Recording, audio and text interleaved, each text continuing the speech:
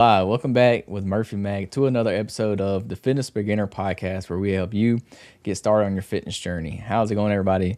Hope y'all are starting your day off right. Y'all have a great week this week. We have another guest joining us on the podcast today. We got an interesting podcast topic coming to y'all, and I'm excited to get to learn a little bit more about it from today's guest. And today we have Mr. Is it Loren? Loren It is. Lockman? It is, Okay, exactly. Loren Lockman. He is joining us on the podcast today.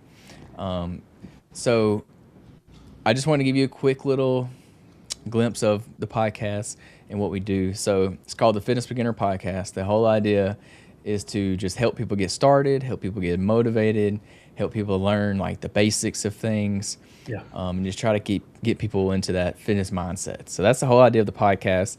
And then we like to have guests on that specialize in certain areas, and then we'll dive deeper into certain topics. Then when we have guests on like yourself. So that's what we do here on the podcast. If you would, just go ahead and introduce yourself and let everybody know who you are and what you do. Sure. Yeah. As you said, I'm Loren Lockman, and for the last 30 plus years, I've been guiding people through therapeutic water only fasts. You've heard of fasting, everyone is familiar with intermittent fasting. My clients fast on average 26 days, just water. And I know it sounds crazy to most people. It's actually life changing. And it changed my life. And from there, I wound up helping other people for 29 years. I ran the world's largest water only fasting center. It might be a surprise to many people listening, but there are right now not so many, maybe half a dozen or so fasting centers around the world. And Tanglewood was the largest in the world for 29 years, located in Costa Rica. Now I work with people remotely. And it's interesting because I actually got started on my health journey with an interest in fitness, excuse me. Awesome. Yeah, fasting's always been an interesting topic to me, and I don't really know much about it. So Yeah. I like to learn about it because I've never actually attempted one of these before, and I've been wanting to do it, and I just can't really find the right time to do it for me because I do a lot of training. So I Yeah. think if I just fasted, I think it would probably do me more harm than good. But I'm gonna do Yeah. it at some point. I'm gonna do it. I want to try it. Well, you're absolutely right. First of all, it's a great place to start. Fasting is about resting as completely as possible. Did you grow up with dogs by any chance? You ever see one get sick enough to refuse to eat? I can't recall if I have. No. Okay, because it's a common thing. Every species on the planet, when sick enough or badly enough injured, will lay down and stop eating. And the point of what they do is they do nothing. They just lay there and rest. And so fasting really is about resting as completely as possible. No, not intermittent fasting, but when we're doing therapeutic fasts. The goal is to rest as completely as we can so the body can use that energy to cleanse and heal. And so you're right. I've been training almost every day since I was 14. I've missed a few when I've been injured or traveling and not able to, but it's been pretty much my lifetime thing now since I was 14. What happened? I grew 10 inches that year without gaining a pound. Wow. I look like a stick with a nose, and it's a pretty prominent nose. And I wanted to put on some muscle and be more attractive to girls, and so I started working out, and it worked. I gained some weight. It was amazing, and I got hooked. It's as you well know, it's an incredible thing. You feel amazing when you're fit. And I got really sick 9 years later at 23. And I went and looked at everything I was doing and realized that medicine had made me sicker for 3 years. Homeopathy didn't work for me. Naturopathy didn't work for me. Herbs didn't work for me. Chiropractic didn't work for me. I tried supplements. I tried everything I knew of. And ultimately, what I realized was that every species fasts when sick enough. And I began fasting, and incredible things happened. And I started coaching other people on health, and they were asking me to help them, to guide them through the fasting process. And that's what I began doing. But it really all started with fitness. Absolutely. Yeah, I've heard a lot of, I guess, research and studies are coming out now about fasting, and people are really understanding now that it really is a tool that you can use to really help your health. That's why I'm interested in it and learning like how I can use it in my training. Yeah. So maybe I can get some tips today. That'd be my goal Well, for the conversation today. absolutely. Yeah. I mean, and It brings up a really important point too, because many people look at someone who looks fit. They've got a great physique and they look strong, and they say that person's healthy. But that's not necessarily true. As you're probably aware, professional athletes, college athletes sometimes have heart attacks while they're playing their game, right? In the '72 Olympics, when the Palestine Liberation Organization broke into the Israeli athletes' dormitory, they killed, I forget how many, 16 athletes, Olympic athletes, and they were autopsied, and all of them had arterial plaque, even though they were Olympic athletes. So it's important to understand that, as important as fitness is, fitness doesn't equal health. What I would say, in fact, is that in order to be healthy, you need to be fit. Fitness is a requirement for health. But in order to be fit, you don't have to be healthy. I've worked with professional athletes who were not healthy at all.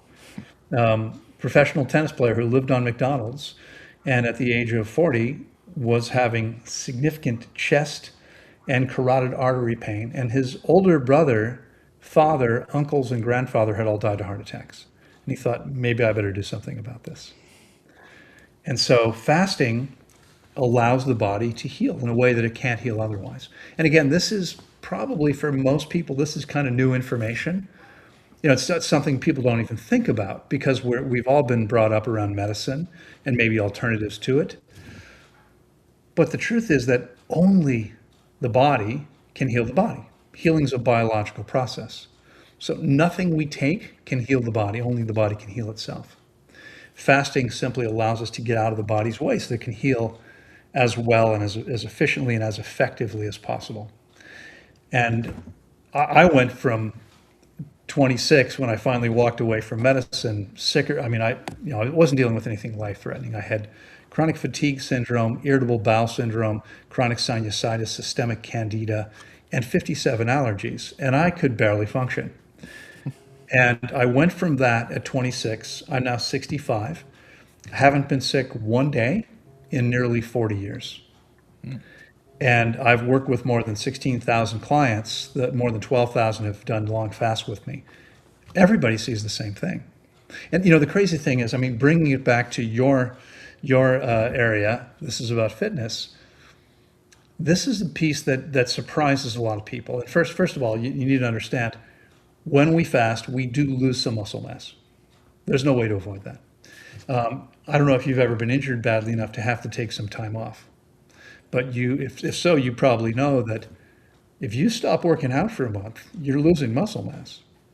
And the body does that on purpose. It's interesting. We don't lose a lot of other things. If we think about fitness and all the things that involve balance and cardio and all that stuff, what we lose is strength. And the reason we do is because muscle mass is metabolically expensive, which is why bodybuilders don't live very long. It's one of the reasons. There's other reasons too. Obviously, if they're doping, it's not very healthy. But even carrying more muscle mass that is natural for us isn't really a very healthy thing to do. And when you look at centenarians, they tend to be lean people, not giant, bulky people. So the interesting thing is we lose muscle when fasting because the body's looking for sugar. Most of the body will run on ketones from fat metabolism while we're fasting. But your brain, your spleen, and your reproductive organs want sugar. And they're going to get that sugar while fasting primarily from converting muscle to sugar. Now, if you do it properly, which means resting as completely as possible and getting enough water for your body, you're going to minimize muscle loss. And the water is important because, let's use you for a second. How tall are you? 5'9". And what's your current weight? About 174-ish, 175. Okay. Do you know how much body fat you have? What percentage? If I had to guess, probably around 17%. Okay. So if you're 174 and 17% body fat, 10% would be 17.4 pounds. So let's say you're going to be around almost 30 pounds of body fat. Okay. 144 pounds of lean mass, 30 pounds of fat. The 30 pounds of fat, and my numbers may be off a little bit, but this will make the point. The 30 pounds of fat is only 10% water. So it's 3 pounds of water. A liter is 2.2. It's not even a liter and a half of water in your fatty tissue. Your lean mass of 144 pounds is going to be roughly 108 pounds of water. Okay, 108 pounds of water means almost 50 liters. So you got less than 1.5 in your body fat and 50 in your muscle mass, in your lean tissue. I don't know if you ever heard of Willie Sutton. Name ring a bell?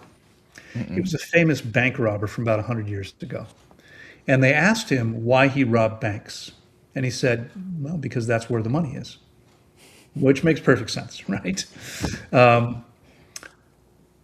When you don't drink all the water your body needs, your body's going to get it from where the water is, and that's muscle. It's not fat. So if you're not drinking enough water, you lose more muscle because your body's going to break it down. An average man, obviously it depends on size and various other factors, but the average man needs about 3.7 liters of water per day to function properly. Now, in your normal life, you probably don't drink anywhere near that much. But if you're drinking other beverages and you're getting water from food, that's how you get your needs met. And not everyone gets that much. Some people are getting more dehydrated every day. But that's how much theoretically the body needs. When we're fasting and there's no food and the only thing you're consuming is water, we have to get our needs met from water. And our needs actually go up. It's interesting because, again, so when we're done, the body becomes so much more efficient that we regain muscle much faster than we lost it. It becomes easier than ever to gain muscle. Now, I'm sure you're aware, most people, the common belief for many years was that after a certain point, I think it was as early as around 30, it becomes difficult to build muscle. Again, I'm 65 and find it super easy to build muscle. It's no problem at all. And in fact, I do it with relatively little protein. Now, this is important. And this, you may have some issues with this around your own practices, may not coincide, because I understand that muscle building usually means consuming lots of protein. But there's increasing research, and there'll be more coming out all the time now, that will demonstrate that the more protein we consume, the faster we age and die.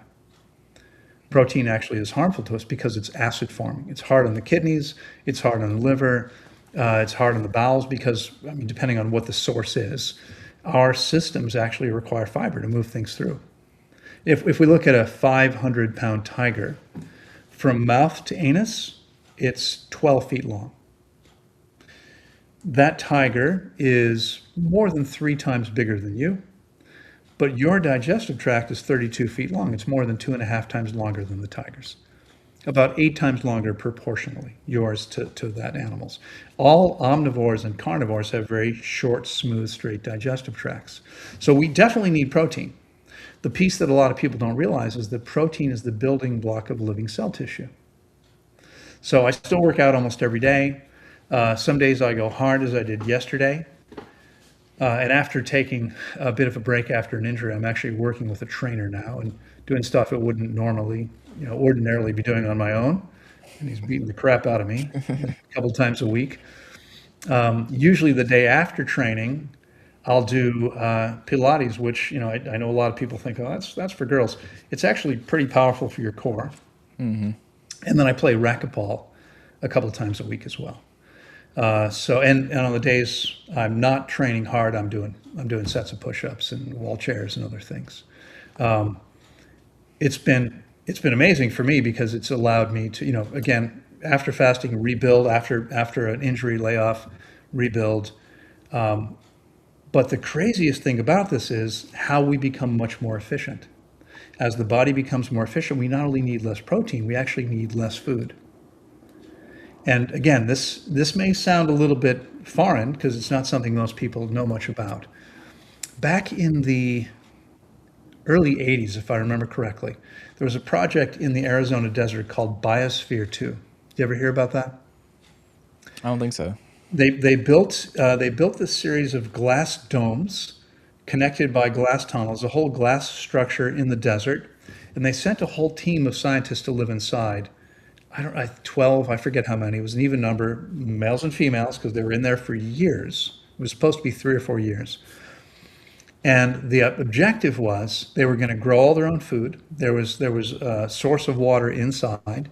They were going to recycle their own waste, their own compost and human waste. So theoretically, nothing was going to come in, nothing was going to go out. They dramatically overestimated how much food they'd be able to build inside, to grow inside. The result was that people, I don't remember the exact number, but I think they were eating something like between 60 and 70, 75 maybe percent as many calories as they thought they would. And at the end of the experiment, when they came out, there was a doctor on the team, and every member of their scientific team was much healthier than when they went in because they were eating fewer calories. The doctor on the team spent the rest of his life traveling and speaking about why people should restrict their caloric intake. And that's what he talked about, restricting your caloric intake. I don't know about you, restricting doesn't sound like any fun to me. Nah. Yeah. My joke is I met some of his followers at a health conference and said, how do you feel? And they all said, hungry, because they weren't eating as much as they wanted to. What I do with my clients is I help them become as efficient as possible so they need fewer calories. Okay. Now I have a tiny frame. I have very small wrists. I weigh about as much as you do, but I'm 6 feet tall. So you're definitely bigger than I am. But again, I have a very, very small frame. But I maintain it eating between 1,000 and 1,200 calories a day. And the reason because of that, I'm aging much more slowly. I've been doing this now for 30 years than other people. I spoke to one of my sisters today. I was at a family wedding a few months ago, and there were a bunch of people that are my age, all had a lot of wrinkles on their face. There are 6 siblings, 7, including me and my family. They all wear glasses, at least to read or to drive. My vision's still better than 20/20. The 4 of us in our 60s, everybody has arthritis except me. We inherited from my mother. It's amazing what our bodies can do. So I'm guessing you might be 2 or 3 years younger than me. Yeah, just a few. Just a few. And that's fantastic. Enjoy it. It's amazing, right? It's amazing. It goes by really quickly. So enjoy it while you can. And that's why it's so important to take the steps necessary, because you and I both love working out. Right now I'm doing what I'm able to do. I'm super busy. When I have time, I surf. I like to mountain bike. I climb cliffs. Once a week, I hike to the top of a mountain. I don't know if you know this area. There's lots of mountains around here, outside of Seattle. So every week I hike to the top of a mountain with a group of friends. There's all kinds of things I like to do, and it's amazing to be able to continue to use my body the way I choose to. Where many people my age, I was listening to a podcast. I don't know if you know who Robert Greene is, author. He wrote the 48 Laws of Power and The Art of Seduction and lots of other interesting books. He's 67, has already had a stroke, and believes that he'll never be able to use his body again. And I've reached out to him to say, hey man, you can heal if you're willing to. But what happens to a lot of people, and I mean, again, you might think, yeah, but you're way older. Like that's a long way off. I'm telling you, it gets there pretty quickly. The last thing I remember, I was 18. So you want to take the steps necessary so you can continue to enjoy the activities you enjoy now, as long as you want to. Mm-hmm. So you mentioned that you can do like a lot of things other people your age can't necessarily do, like hike to the top of a mountain. So are you saying that fasting is the reason you're able to do that, or do you think maybe that is just one factor in it? Because I think maybe since you are more active, you do work out, you're probably eating healthier foods. I think kind of all of that would go into why you are so healthy. How much? Yeah.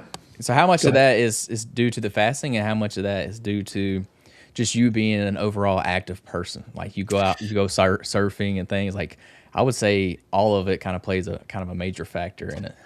Well, there's no question. It all plays a role for sure. But what happens to most people, in fact, I'll tell you what the most important factor is. I can tell you directly because I'm very clear about this. I've been actually measuring this, something most people don't do for a long time.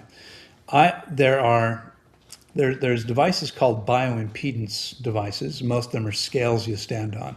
Maybe you've seen this or used one that give you your body fat, muscle mass, and the water in your body. The information they give you, again, they're going to tell you, these devices, what percentage of your mass, your 174 pounds, they're going to tell you what percentage of that weight is water in your body. Most of them can't differentiate between the cellular water, which is water that hydrates you, and extracellular water, which can include mucus, edema, inflammation, right? If you work out hard, you've got some inflammation, your arms look big, and then they don't look as big the next day when some of the inflammation goes down, or the day after that, whatever it is. Inflammation is your body actually bringing blood and lymph to the area to help it heal faster, right? So we've measured now, we as the Royal We, I ran the world's largest fasting center, had 25 employees. We would measure our clients every day, and I've measured now in the last 24 years, I think it's been, 22, somewhere 22, 23 years now, we've measured more than 8,000 people's hydration. Every single person I've measured has been dehydrated. Most of them seriously dehydrated. That has the biggest impact of all. I mean, I'm actually looking at 30 metrics. Right now I've got 2 group calls every day with people fasting with me. But by the way, it's important to say that, if you want to not eat 16 hours a day, that's fine. If you want to fast for a few days at a time, that's okay. If you want to do a therapeutic fast, which allows your body to heal and detoxify in a way that like nothing else does, and we can talk about specific examples of this, you need to have experienced guidance because it's a very powerful program. You probably have a car. Mm-hmm. It's powerful, I'm guessing. Is that good or bad? I guess good. It gets me where I need to go. I would suggest that it's neutral, and it depends on how you use the power. Yeah, true. Yeah. I mean, imagine that you use that power to drive into a bus stop full of children. Not so good, right? On the other hand, you could use it to, to get someone to the hospital when they needed to, or there's lots of ways it could be positive. Power is neutral, and it depends on how it's applied. So the power of this process depends on what you're doing. People who don't do it properly can really harm themselves. People who do it well, I mean, I've had more than 1,500 people heal from hypertension, something medicine says, and that's all of them I've worked with, every hypertensive client, something medicine says is impossible. But, maybe we bring it back to the fitness world. I had a client who was a professional soccer player from the UK. He was 32. He had suffered a multiple compound fracture of one of his lower legs. Now, you probably know, and maybe people listening will know, but in case they don't, multiple compound fracture means it was broken in more than one place, right? Most breaks are a hairline fracture where the 2 pieces of bone are where they should be. Compound fracture means it's like that. And that's when someone has to go in, the doctor goes in, puts it back where it should be, puts a splint, puts a cast, does something to make sure it heals this way. He'd had multiple compound fractures, so multiple breaks on the same bone, like this. And they told him that if he broke it again, he might not walk. And he decided maybe it was time to retire from professional sports after a dozen years or something. And so when the cast came off, he came to me in Costa Rica and fasted for 30 days. And at the end of that 30 days, he started working out. Again, professional athlete. He started working out around day 3 or 4 because right at the end of the fast, you're still fairly weak, not ready to do anything. It takes a few days. About 6 days into the refeeding process, he came to me and said, Loren, I'm curious, how many calories am I eating? I said, let me go calculate it for you. So I went and calculated and said, well, yesterday you ate around 800, maybe 9, I don't remember now, 900 calories. And he said, and first of all, before that, he'd said to me, I'm working out several hours a day now. We had exercise bars. This is in Costa Rica where it's warm all year long. So we had exercise bars people could use. We had a beautiful yoga shala where people could practice yoga, stretching, whatever, body weight exercises. We were actually building a gym, and then we wound up closing. But we had mountain bikes. We had 3 or 4 to 4 kilometers of trails. We had a big field. He was a soccer player. You could go kick a soccer ball, run around the field, etc. So he said to me, I can't believe how good I feel. I feel stronger than ever. And I'm curious, how much am I eating? I said, maybe 900 calories a day. And he said, 6 months ago, I was eating 6,000 calories a day. And I feel better now than I did then. And that's when I talk about becoming more efficient, that's what I mean. So many years ago, I was at a conference here, actually in the Pacific Northwest. I think it was in Portland, Oregon. And I met a Russian man who wrote a book called Controlled for Life Extension. Big, thick book on living as long as possible. He had traveled around the world and interviewed centenarians, people that lived 100 years or more. And he said the only thing these people had, they ate different diets. Some smoked tobacco, some drank alcohol, typically not very much, but some did those things. They all had different diets. Some didn't eat any animal products. I mean, if we look at the blue zones where people on the planet live the longest, they all eat plant-based diets, very small amounts of animal protein. But some of these people ate meat and some of them didn't. The only thing they had in common was they all ate very few calories. So, you could do it the way, I don't remember the doctor from the Biosphere Project. You could restrict the way he suggested, which means you're hungry, but you don't eat more. No thanks, that doesn't sound like any fun. Or you could actually make your body more efficient so it doesn't need more. And that's what happens when people fast properly and long enough. So coming back to your question, am I able to do those things because of all the choices? Sure. But what happens to most people is they get progressively more dehydrated as they get older. So typically, I would have 32 people fasting at my center at the same time for an average of 26 days. Usually, the 3 or 4 oldest people were the 3 or 4 most dehydrated people there. And by the way, my oldest clients were in their 90s. But even people in their 70s were typically very dehydrated. Typically, people in their teens, 20s, maybe up to 30 were much better than average. People in the 40s, 50s, 60s, not as well hydrated as the younger people, but better than the older people. So there's a direct correlation. We can talk about why that happens if you like. Have you ever eaten corn chips? Mm-hmm. How much water would you guess is in them? Oh, I have no clue. Most people say, 0, because they feel pretty dry. The truth is they're about 3% water. If that sounds like a lot, white bread is 50% water. So 3% is not very much. When they come back out of your body, are they as dry as when they went in? Mm-mm. You better hope not. Can you imagine how uncomfortable that would be? Right? So they go in almost completely dry. Stool, poop, is 75% water on average. So they go in dry, they come out 75% water. Where's the water come from? It's coming from your body.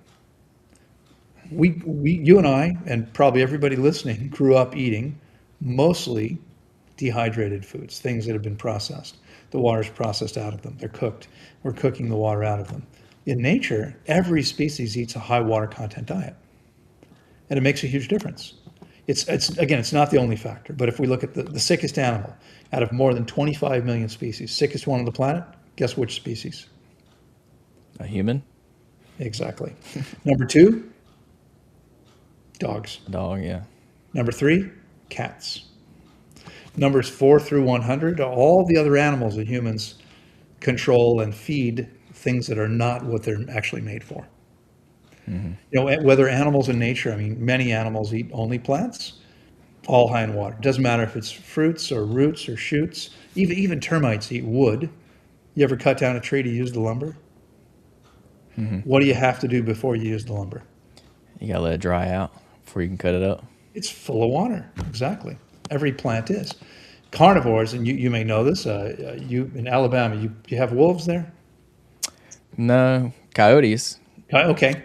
So a coyote kills its prey, maybe a rabbit, something like that. Typically bites through the jugular vein, right? You have the carotid arteries, jugular vein, which the arteries are bringing blood from the heart to the brain.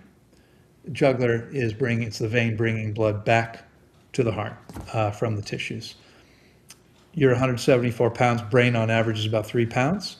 which means your brain is less than 2%, like mine. We're about the same size, same weight, about less than 2% of our weight. But the brain gets well over 35% of our blood supply. So there's a lot of blood moving through the neck of every animal. That's why predators tend to go here. They bite through these blood vessels, they drink all the blood, then they tear them open, eat the water-rich internal organs. Then they eat the muscle, what people call meat. Then they eat that without A, cooking all the water out of it, and B, putting it between two dry pieces of bread. That's the way it happens in nature, okay? Quite different than what most humans are doing. So every species is getting a high water content diet. When we feed ourselves dried processed foods, we're dehydrating the body. And we dehydrate the body, nothing functions as well. In fact, let's come back to you. I think we said you had roughly 144 pounds of lean mass, right? Let's say the average person I've measured is 85%, a little bit less, around 84% hydrated. And again, most of the water is in the lean tissue. So if you've got 144 pounds, but you're 85% hydrated, that means you would go up to 165 pounds, roughly, of lean mass simply by being fully hydrated without doing another push-up, just hydrating the body. If we could snap our fingers right now, you were fully hydrated, you'd gain 20 pounds of lean mass. How much better would your body work? Right? And it's not just lifting things, not just that. We know the brain works better when it's hydrated. We know the kidneys, all the vital organs, especially the kidneys. Being dehydrated is actually super damaging to the kidneys, which are, of course, vitally important. Kidneys stop functioning, what happens? You're connected to a machine and you're not going to live very long. Most people don't live more than a few years on dialysis. So what's the best way for people to rehydrate?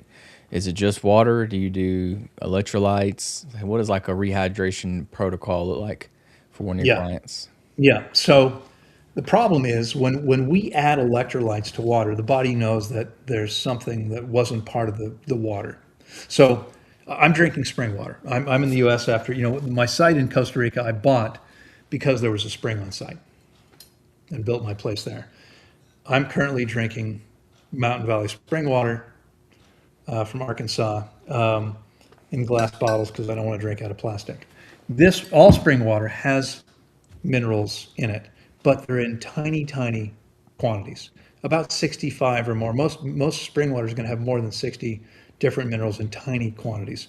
When we add something, the body says, hey, that's not part of the natural water. Right? These minerals came into the water as part of the natural hydrological cycle. Rain falls, seeps into the ground, goes through the rock, bubbles back up through a spring, picks up trace amounts of minerals, and is held in the water in a different way than when we add something. So my clients drink spring water when they can get it, when they're willing to do that. Sometimes, it's an investment. I mean, this water's $3 a bottle. It's not cheap, $3 a liter. That's the best way. The key, though, the real key to hydration, there are several things that are critically important. A, salt dehydrates you, right? Salt takes water out of the body. It's actually harmful to us. And this sounds crazy. And again, you're in the fitness world. You have to consume salt, right? Well, I haven't consumed salt in 40 years. Now, how's that possible? We need it. We do. But what we actually need is organic sodium and chloride. And when I say organic, what I mean here is not the stuff they sell at Whole Foods. I mean the stuff that's part of plant tissue. That's where we get our minerals from. So when you grow celery, for instance, is high in sodium and chloride. But it contains sodium and chloride, two separate ions. Sodium chloride is salt, and it's an inorganic mineral. Have you seen a salt lamp? Doesn't it look delicious? It's not food. It's like a giant rock. We're not going to eat that. Yeah. I mean, it's actually much closer to quartz, diamond, rubies, sapphires, emeralds. They're all inorganic crystals as well. It doesn't matter how small the pieces we smash it into. It's not really something we're meant to eat. But when there's salt crystals in this inorganic mineral in the ground, in the soil, beneficial soil organisms, which are bacteria, specialized bacteria, they help that plant convert those minerals into organic plant tissue. So when you eat celery, lettuce, tomatoes, I mean, the truth is almost all fruits and plants have small amounts of sodium. Celery has a lot, tomatoes a bit less, lettuce a bit less, but watermelon has some, and cantaloupe has some. Almost all fruits do, and green leaves as well. So I get my needs met by just eating the plants. I don't ever use salt. I don't have any salt. I wouldn't use it anymore. When your body's clean enough and you eat salt, you actually blow up like a balloon because your body's trying to protect you. It's called edema. The body's trying to protect you from the salt. Same way it does with uric acid. Yeah, you probably know people who lift and eat a lot of protein and sometimes wind up with gout, right? Gout is an excess amount of uric acid crystals in the body. Body stores water to protect you from it. The same thing happens with salt when the body's clean enough. But if you're eating it all the time, your body can't keep up with it, and you may not realize what's happening. But so the crazy thing is, when we come back to the corn chips. Again, if we look at the tiger, digestive tract straight, relatively short for its size, right? 12 feet long instead of 32 feet long for an adult male. So it's relatively short. It's straight, where from again, I'm 6 feet tall. From the bottom of my stomach, which isn't way down here, it's actually higher. From the bottom of the stomach to the ileocecal valve in the right groin, where the small intestine ends and the colon begins, that's only about 12 inches on my 6-foot torso. In that space, there's 22 feet of small intestine, roughly. It's all twists and turns. It's 1/3 the diameter of the large. The colon's 1.5 inches. The small intestine's 1/2 inch. It's sacculated like a vacuum cleaner hose, and it's all like this. This is where stuff gets stuck. So when we're eating anything that's not high in both water and fiber, a significant amount of it, actually little bits of it, winds up getting stuck. In a Danish paper published about 10 years ago, they said in their study, people between 25 and 50 have between 5 and 10 kilos of old material in the body. That's 11 to 22 pounds of old waste. I get to say something most people can't say, and I hope this isn't offensive. It's call it French, right? I get to tell my clients, hey, you're full of shit. Because everybody is. One of the people I'm hiking with every week is 30. And she fasted with me 2.5 years ago. We only met when I came to Seattle back in January. She worked with me 2.5 years ago, but remotely. I'd never met her in person. She's 5'4". She weighed 99 pounds when she started her fast. And you'd think, that's pretty small to be starting a period of not eating. She fasted for 30 days. And in the 7 months she started eating, in the 7 months after she started eating, she had an average of 10 bowel movements per day. Wow. Eating 4 times a day. Not everyone does that. That's extreme. But I have a lot of clients that have a lot of elimination, okay, because there's stuff that's been building up from their whole life of making relatively poor choices. And again, this people might think, what does it have to do with fitness? Your body doesn't work properly until you get that stuff out and get hydrated. People get injured because they're dehydrated, right? Which tears more easily? I've torn muscles, and it's really painful. Okay, trying to lift too much when I was younger. I was much bigger then.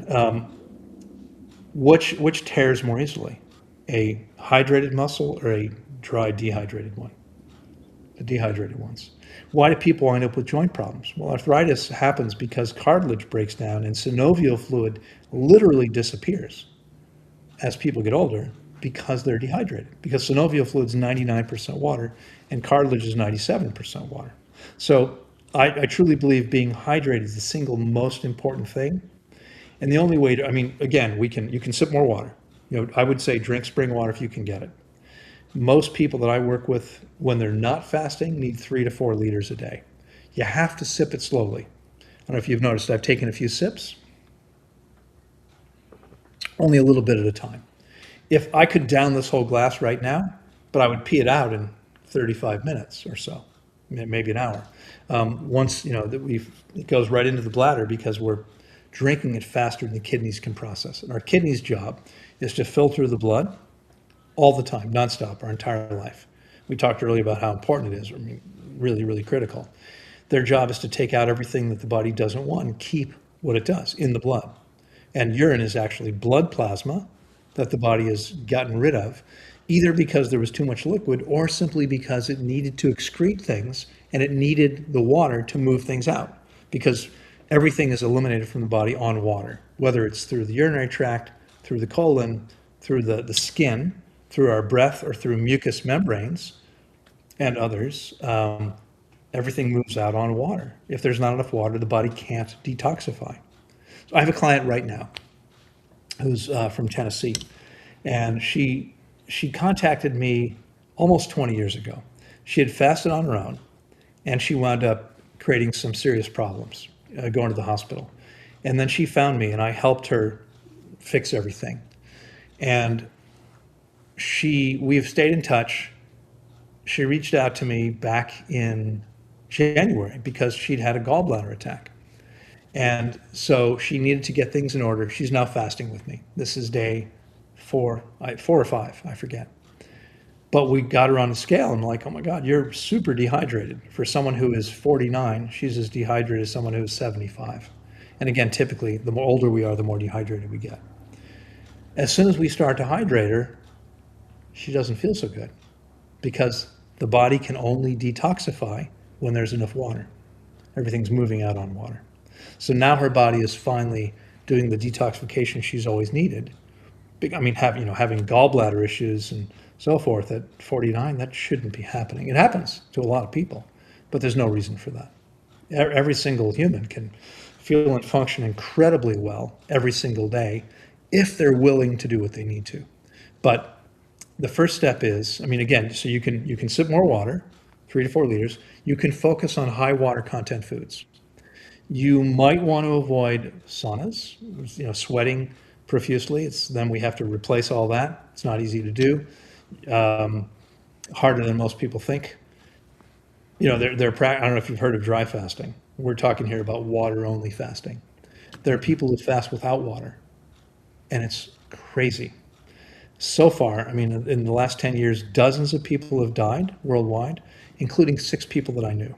And they all died from the same cause. I mentioned earlier, when we're dehydrated, we're taxing our kidneys. Each of these people died because their kidneys shut down. Kidneys shut down, game over.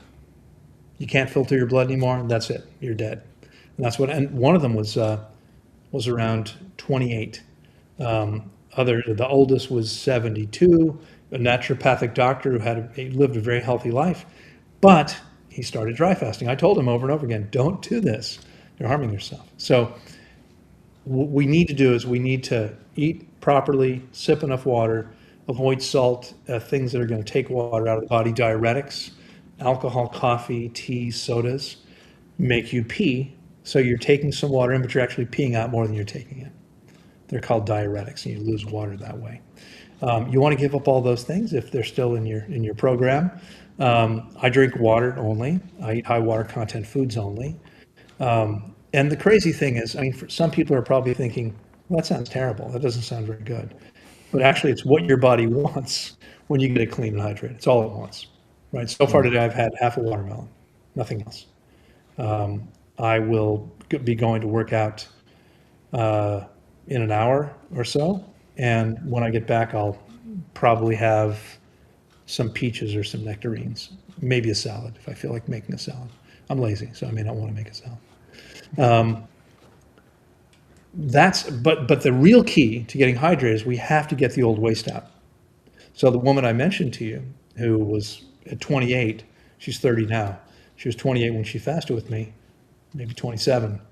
Had those 10 bowel movements day on average for 7 months. Impossible to get hydrated until you get that stuff out of your body because it sits in there like a giant sponge. And again, how this affects fitness is, it's incredible. Every athlete, serious professional or serious amateur athlete I work with sees amazing improvements in their performance. I talked about a guy who was a ranked tennis player. His game got much better. Another tennis player in the Netherlands, game got much better after fasting. Now, again, there's going to be a time where you have to rebuild because you're going to lose some muscle mass, right? But what happens afterward is incredible. It's amazing what happens. So for an athlete, What does that fasting protocol look like if somebody maybe in season, or and then what does it look like, off season? Yeah. So in season, it's not really possible to do therapeutic fasting. In season, you have to stay strong. You can't afford to be detoxing heavily. You need to be working out regularly. And a lot of people say, "Well, I have to work out too in the off season." You're not probably old enough to remember. When I was a kid, tennis players, most are right hand. Most people are right-handed. Most of them would have a giant right arm and a skinny left arm. Okay, because what they did was they played tennis. That's all they ever did. There was no cross training. Okay, now people train all year long. Baseball players play baseball in the season, and then when they came back for spring training, they were fat. Some of them weren't in very good shape because they hadn't really been doing much all winter. That's what happens. Nowadays, of course, people train all year long, and it makes sense. But this is the single most important thing that people can do, not just for their overall health, which I would suggest is even more important. I mean, again, I love being fit, but I also want to be around a long time and feel good all the time, right? Have full use of my faculties, my vision, et cetera, et cetera. So even more important, fasting is the way we get there.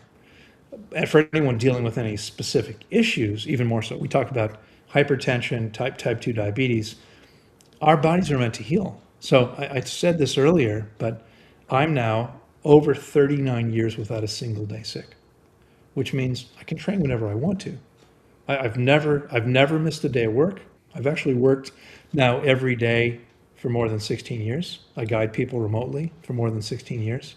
Even when the center was still open, there were people that couldn't come to us because they were in Serbia and couldn't afford to fly around the world, or because they were in Alabama but were a single mom to 3 kids and needed to be home. And so they fasted with me remotely. And now that's all I do. We get great results, and it's a lot easier, frankly, than managing 25 employees. But so on season, I would say the best one can do would be to eat only when necessary.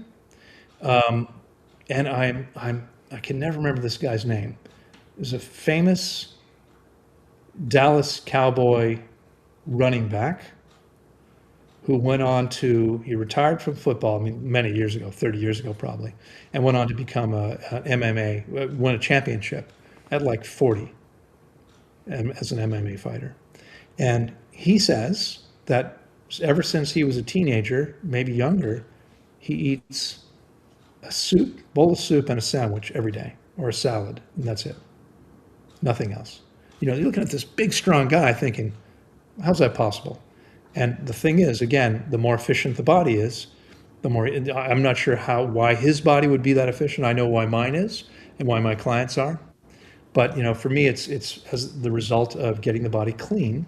I mean, think about this. The more efficient the body is, the more efficient your car is, the less fuel you need to put into it to do the same amount of work. The same is true with our bodies. The more efficient it is, the fewer calories we need, the better it uses everything it has coming in. The more hydrated we are, the easier we are to, we can build muscle because our muscles are larger, again, just by hydrating the body. They're more powerful. The impacts are amazing.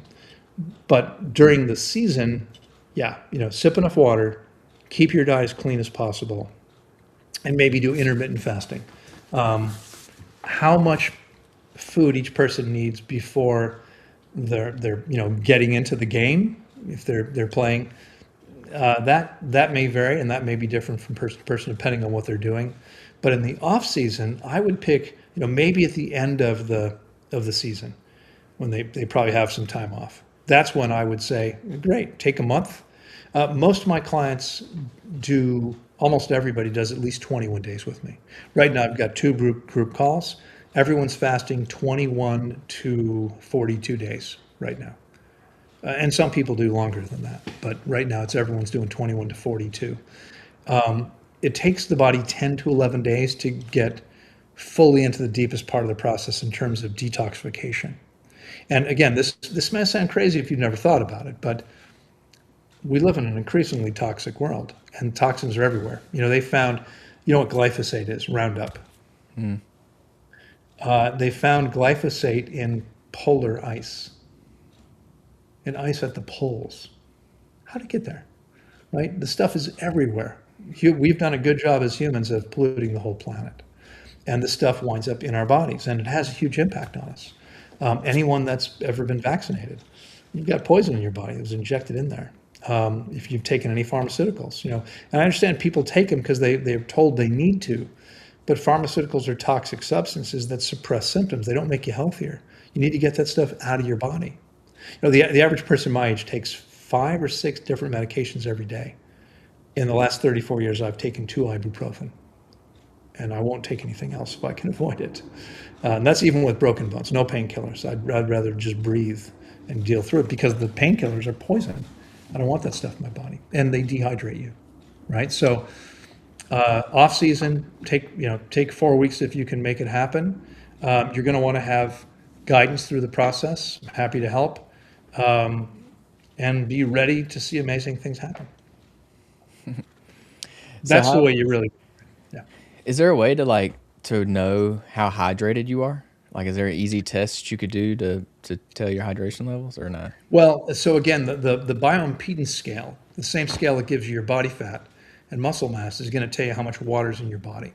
That number doesn't really tell you hydration because it's going to be skewed by the amount of body fat you have because body fat's so low in water. So I actually wrote formulas to take the data from the devices and to calculate lean and overall hydration numbers. So I do that with my clients, but there's no easy way to do that. You can measure water in the body, but it doesn't tell you hydration. That's a little different. There are some things that give us a sense of hydration. So, for instance, if you know what your blood pressure is, that's one way we can. It's not a measure of hydration, but because, and this sounds crazy, right? Your body is retiring between 40 and 45 million blood cells every second, every second. And that sounds like a lot, right? That's crazy. It's estimated we have roughly 70 trillion cells, and about 70% of those are blood cells. That means we've got almost 50 trillion blood cells.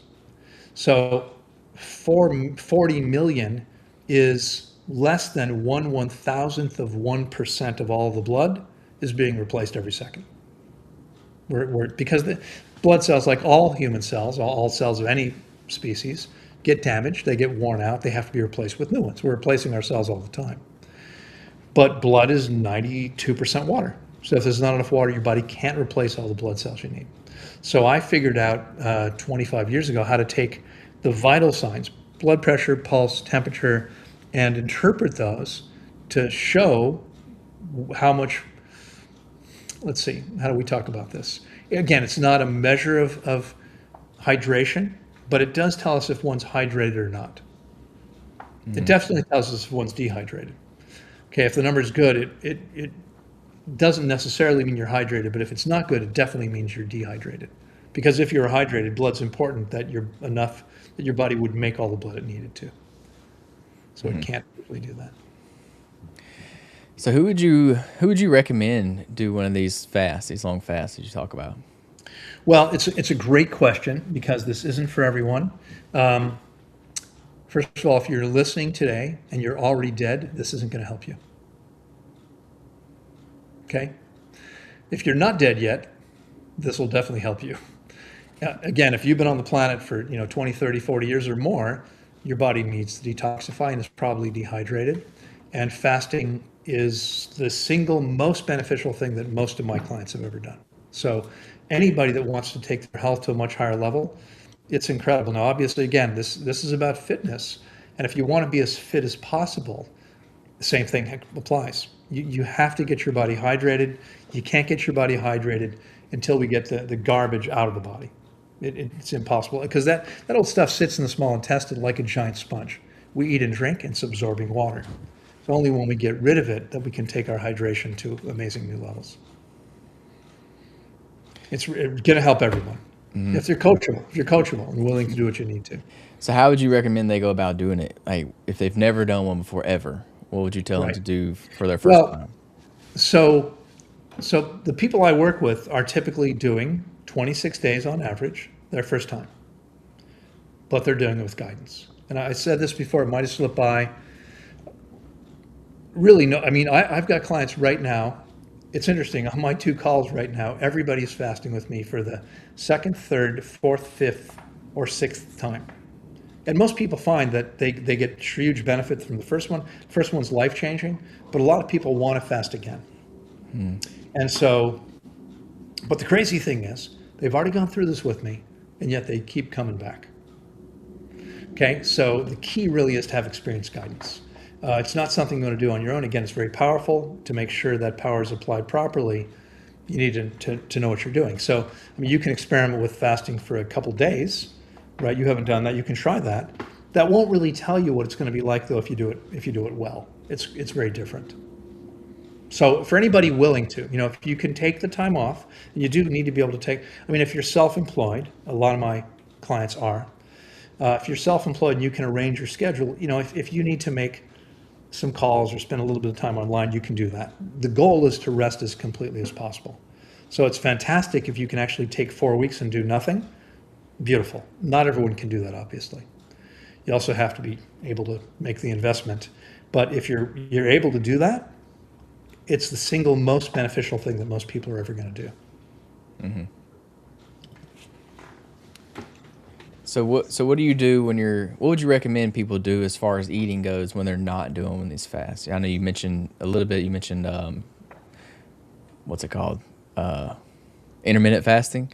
So like, Yeah, yeah. what do you recommend when you're not doing one of these fasts? Well, what I typically do is I typically eat 1 or 2 meals a day. When it's one, it could be mid-afternoon or it could be early evening. If it's two, it's going to be mid-afternoon and early evening, like 2 and 6, for instance. Again, now, not everyone may be ready to do that yet, but as the body becomes more efficient, it becomes easier. And the key is, again, hydration means we want to stick to high water content foods. So as I said earlier, for 34 and a half years, I eat only fruit and simple green salads. Little, if anything else, because everything else we're eating is actually harmful to the body in some way. And I know that sounds crazy, but the truth is that when we eat cooked food, and this is a huge leap for most people, but cooking actually creates toxic compounds that your body reacts to as if it's been poisoned. There's a process called digestive leukocytosis. Leukocytes are white blood cells. We make them in the bone marrow. We send them to the site of every injury. So if you've ever broken a bone, or even you fall off your bike and skin your knee, your body creates leukocytes and sends them to the site of injury. We send leukocytes to the digestive tract every time we cook food. There is no leukocytosis when we're eating fruit and simple salads. So that's what I'd recommend doing. I realize that seems extreme to many people, but it's incredible what happens when you do it. Mm-hmm. So what do you do for your protein? How do you get protein in? Well, this is the piece that a lot of people have trouble understanding, but protein's the building block of living cell tissue. We know it's the building block of muscle mass, right? It's the building block of all living cells.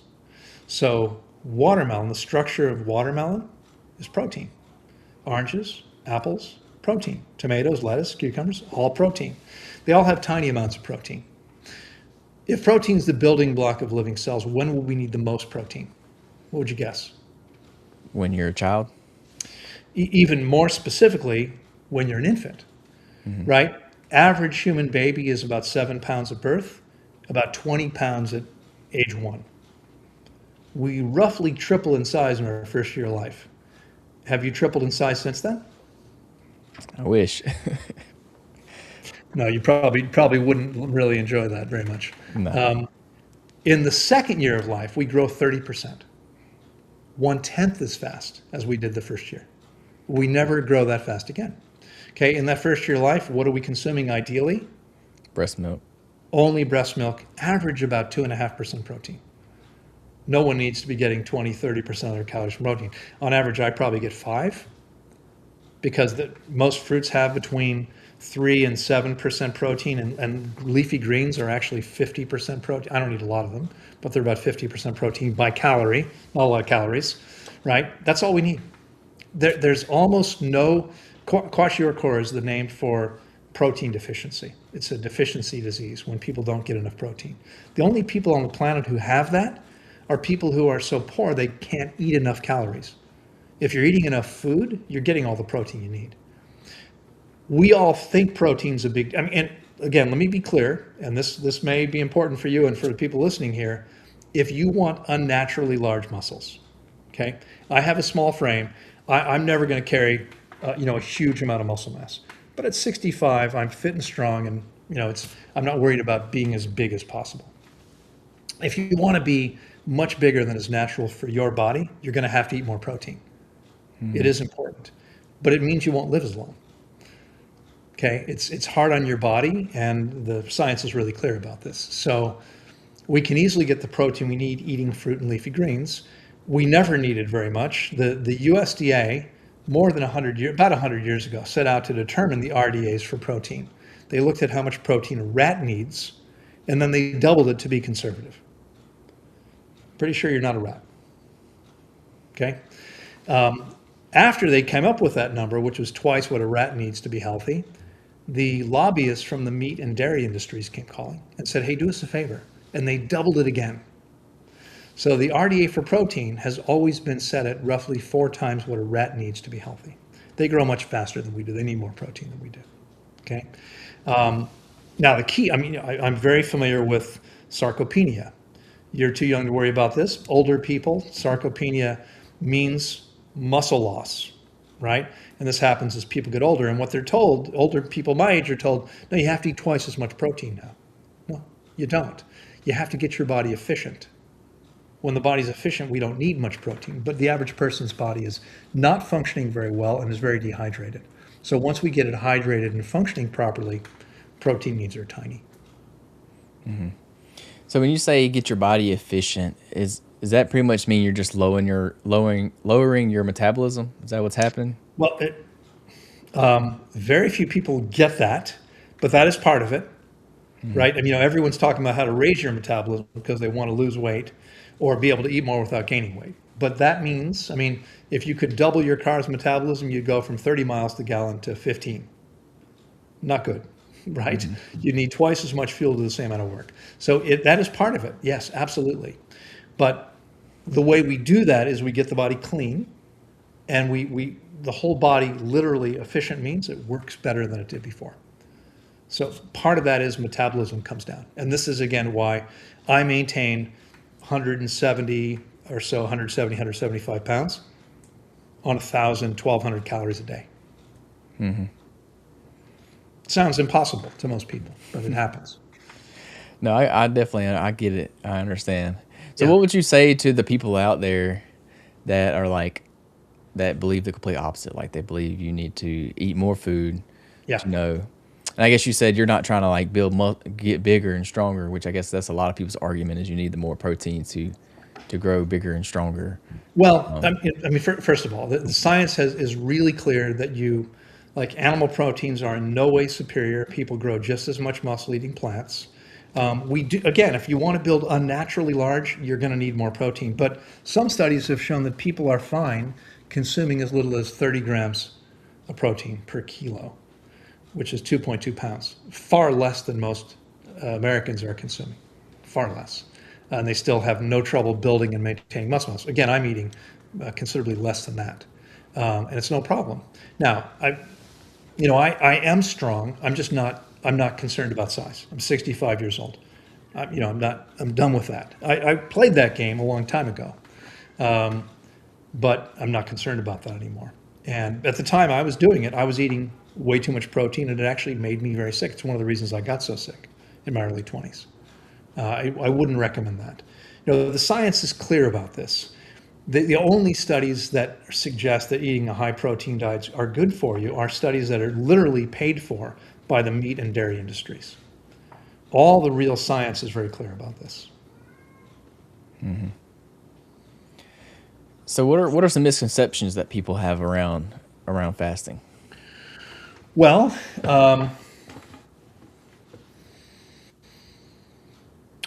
Misconceptions are that, first of all, many people equate fasting with starving. The science actually talks about it this way. The 2016 Nobel Prize for Medicine went to a Japanese PhD who demonstrated that autophagy happens most efficiently and effectively, as they said in the paper, in starvation. He won the Nobel Prize for this. No, they're not starving, they're fasting. They're two different things. When we're fasting, we're running on the fat reserves primarily, a little bit of muscle. When we're starving, there's no fat reserves and we're destroying vital tissue. So fasting always leads to health, starving always leads to death, but a lot of people, the biggest misconception is they're the same thing. Okay. Another huge misconception is that fasting is easy, just stop eating. What kind of guidance do you need? You have to understand what's going on. You have to understand how to know how much water you need. Everyone's dehydrated, every single person we've measured. And these are usually people who are health conscious. People who aren't health conscious are much worse off. I just don't see them. They don't usually come to me. They're super dehydrated.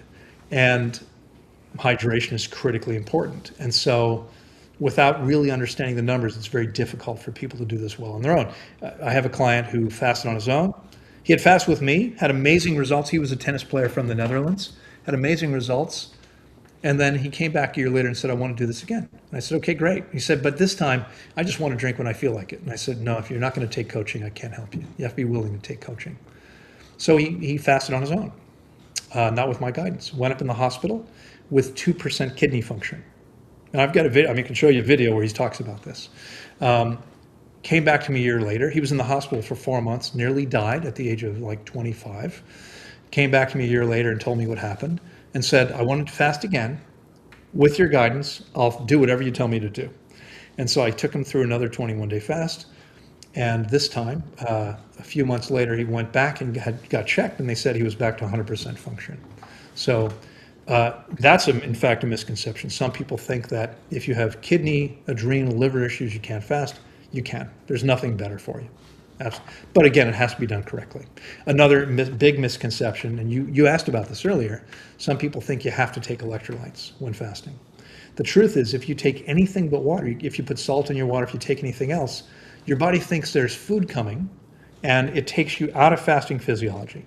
It puts you back into normal feeding physiology, so you don't get the same benefits. Okay, so it has to be water only, like every other species on the planet. You just have to do it correctly. Mm-hmm. So you mentioned the guy was in the hospital for 4 months. Yeah. So what would cause that when you're fasting? Is that because he was in like a starvation mode? He didn't do it correctly? No, it's because he was becoming more and more dehydrated. He just wasn't getting enough water. Mm-hmm. Yeah. I mean, there are people who have fasted too long. I mean, it takes a long time to starve for most people. You've probably seen pictures and footage of people leaving German concentration camps with 2.5% body fat. You need between 2 and 2.5% body fat to survive. Most people don't have anything to worry about. They're not going to starve to death. But if they don't do it correctly, they can damage their organs. They can create issues. And they're not going to get the benefits that they're looking for without doing it correctly. So those are really the biggest challenges. Mm-hmm. So would you recommend somebody start off with like a smaller fat, like a 3-day or a 7-day fast first? If someone wants to create the highest level of health and vitality possible, again, what my clients do is they come to me. Their first fast is 21, 26, 30, 42, 47. One client's first fast was 4.5 months. He had stage 4 testicular cancer. When he was done, there was no trace of cancer.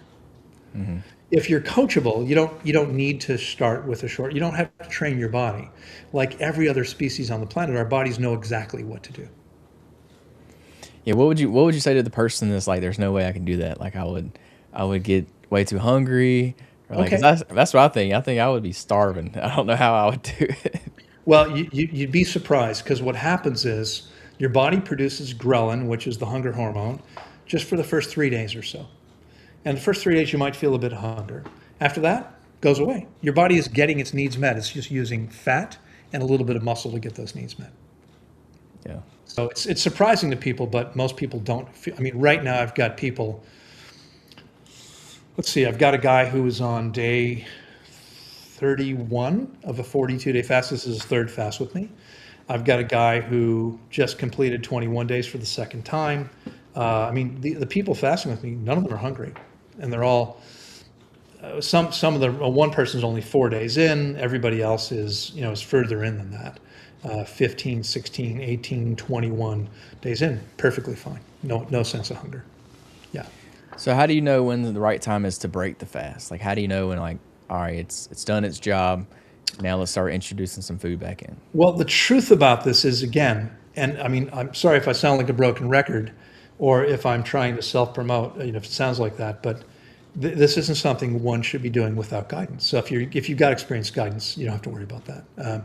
It becomes self-evident. And most people won't fast long enough to get to that point, because it would take most people close to 8 weeks to begin to starve. Not very many people are going to fast for 8 weeks on their own, first time out.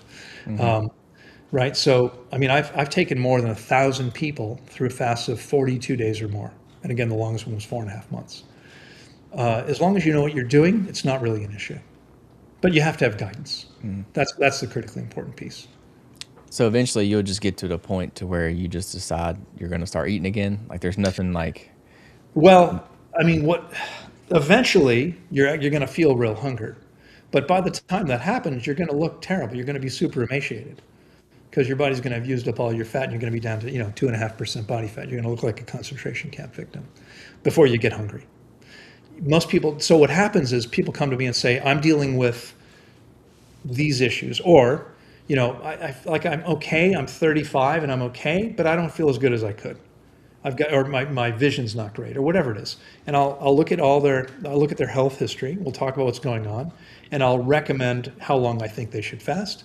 And usually that's what they do.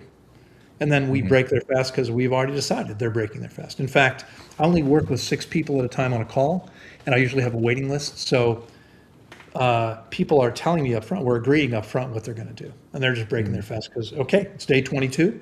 You fasted 21 days. It's time to eat. That's what we do.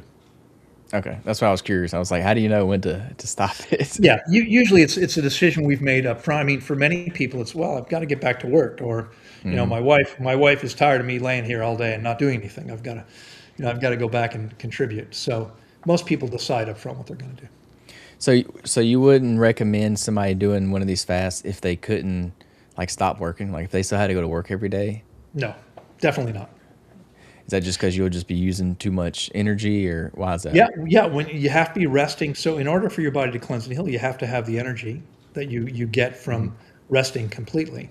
You're going to wind up losing much more muscle if you're being active, and you're not going to get the benefits that you came for. So it doesn't make sense. If you're listening here, I mean, we have a new program where it's heavy on education and 1 week of fast, 7 days. So if you can take a week off, we could do that. That's a way people could learn the process learn how to do it. But you still would need to be off for those 7 days. Yeah. So do you recommend people of any age do this, or like is it mostly older people that you work with? No. I work with people of all ages. My youngest client was 2.5. He was born with a heart defect. He was on medication every day until he was 2.5. He fasted with me, was able to come off the medication for 4 months. He eventually needed to go back on, but he did much better after fasting. I fast children sometimes. I had an 11-year-old who had an inguinal hernia.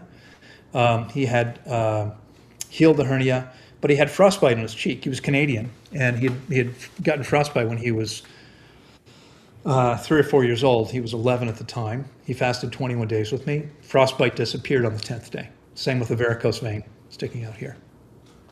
I'm so sorry. Someone's at my door. Can you hang on just 1 second? Yeah, you're good. It's a weird, but I'll be right back. Hang on.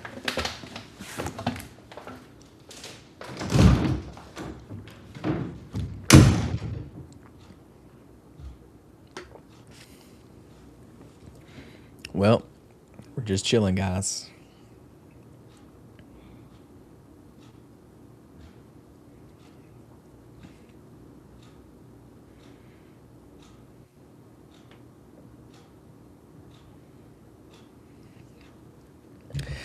All right, I guess we'll waste some time while we're waiting on him to get back. So if y'all hadn't yet, go ahead and hit the subscribe button. Subscribe to the podcast on YouTube, Apple Podcasts, Spotify, wherever you're listening at. Go ahead and subscribe. If you're watching this on Facebook, go ahead and share it for me. I'd appreciate it.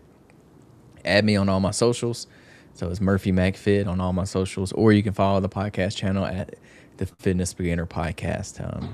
I do post it on YouTube as well as all podcasting platforms. All right, sorry about that. You're good. I just noticed what time it is. Unfortunately, I've got to get to an appointment in a couple of minutes. That's fine. We can end it here if you want to. I don't want to keep you too much Yeah, longer. no, it's listen. I mean, I'd love to share all day long, but I've got a busy schedule. Yeah, I got it. I got questions I could ask you too. If you would just let everybody know where they can find you, where they can get in contact Yeah, with you. yeah, sure. Email best is support at fast FASTTO fast to rise FASTTORISE.com.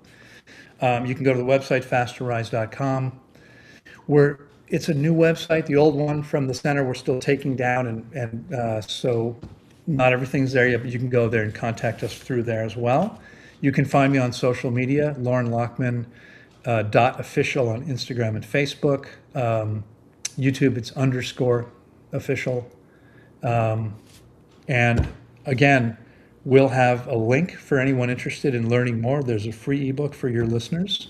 They can just click on the link that you'll provide, and that'll take them to this free book. There's a lot of great information there. So, and you know, if you want to get back into it sometime, let me know. We can do it again.